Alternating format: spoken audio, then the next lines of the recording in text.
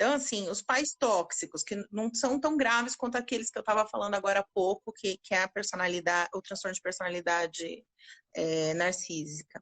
Mas eles têm o dano de integridade ao filho, integridade física, dano de integridade moral. Então, sabe aquela... Você é um idiota, menino besta, sabe? Que é Uhum, muito comum na nossa cultura uhum, brasileira, gente, isso é uhum. muito triste, né? Exatamente. Humilhações. Há regiões do Brasil que, infelizmente, o estupro é considerado culturalmente normal. E, Onde eu e, nasci. e Norte, Manaus, lá, né? Pedofilia. não é considerado assim, olha, ok, o estupro de crianças, ou violência sexual contra a criança, e às vezes a iniciação sexual se dá pelos próprios pais. Então, assim, é uma coisa tão maluca e isso é bem patológico, gente. Isso já não é mais tóxico, né? Isso é bem patológico. Então, assim, gritos, explosões emocionais, excesso de controle. Eu atendi uma vez um rapaz, Ariana, que a gente fala muito das moças, mas os rapazes também Opa! sofrem com mães narcisistas. Uhum. Ele era filho único e era a Eu grande não vi. pérola. Ele era filho único Filho único. e era a pérola da mamãe, né?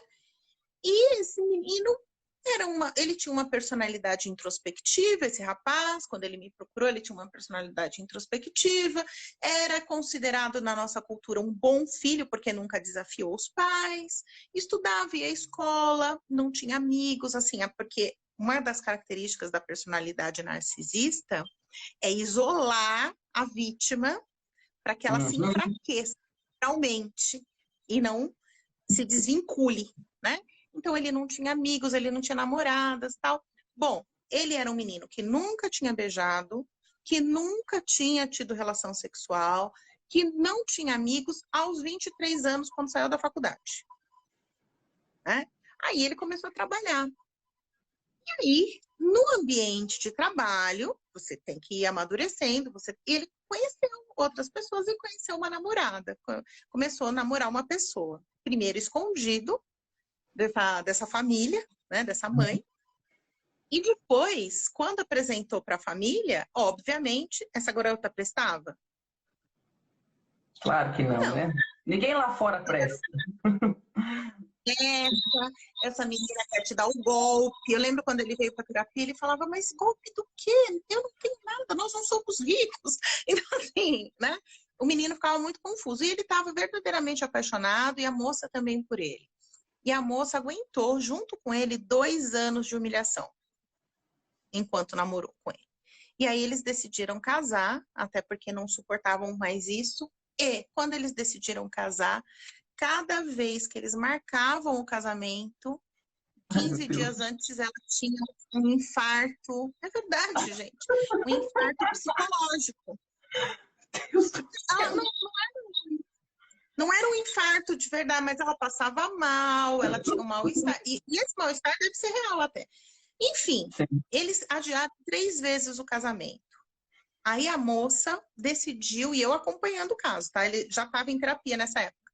Aí a moça falou, vamos fazer o seguinte, o apartamento está pronto, nós já compramos, eu abro mão da festa de casamento, abro mão de tudo, de religioso, de civil, eu não sei você, mas dia tal eu vou mudar para o nosso apartamento.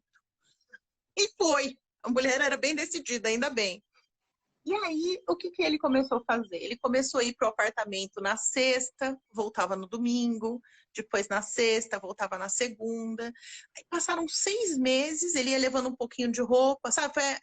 Para ele conseguir sair de casa. E É. depois de 6 meses, a mãe virou e falou assim, ô fulano, não tem mais roupa tua aqui? Você tá deixando tudo na sua namorada? Ele falou, mãe, você não entendeu, a fulana não é minha namorada, ela é minha mulher. Eu estou morando lá, eu venho aqui só te visitar agora. Aí a situação já estava feita, ele conseguiu sair de casa. Então, assim, gente, é difícil nesse nível. É. É nesse nível. E aí, às vezes, as pessoas não entendem e falam assim, Tariana, mas esse filho também é muito mole. Por que Ah, que não? não é. Não, gente, não é muito mole. Porque há um condicionamento mental desde que a criança é pequena. Perfeito. Então, atravessa as crenças inconscientes do filho, de que ele não pode fazer aquilo, de que aquilo é desleal. Então, o filho acaba se sentindo muito... Olha, foi um trabalho, como eu disse para vocês, de 2 anos para esse menino conseguir efetivamente se casar. Foram 6 meses. Desde que ele decidiu casar até ele efetivamente morar com a esposa, foram 6 meses. Então assim, os filhos... eles pensam, quando tem pais tóxicos, que eles são responsáveis pela infelicidade conjugal dos pais. Eles pensam que a mãe pode abrir o celular dele, entrar no quarto dele, pode mexer nas coisas dele. E eu estou falando de pessoas adultas. É óbvio que as mães de crianças e púberes vão fazer essas coisas mesmo, porque estão cuidando dos filhos. Mas você acha que tem cabimento você investigar as coisas do seu filho de 25 anos? Não, né? Impõe uma conduta que é familiar.